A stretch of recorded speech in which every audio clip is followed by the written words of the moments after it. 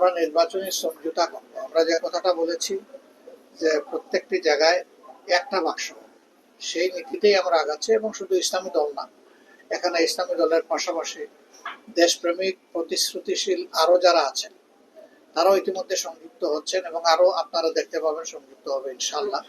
আমরা সবাইকে নিয়েই দেশ করতে, আমাদের অবস্থান হচ্ছে যে গণভোট আগে না হলে কিসের ভিত্তিতে সাধারণ নির্বাচনটা হবে। এই জন্য আমরা চাই গণভোটও আগে হোক এবং সনদ যেটা এটা তার আইনি বাস্তবতা খুঁজে পায়।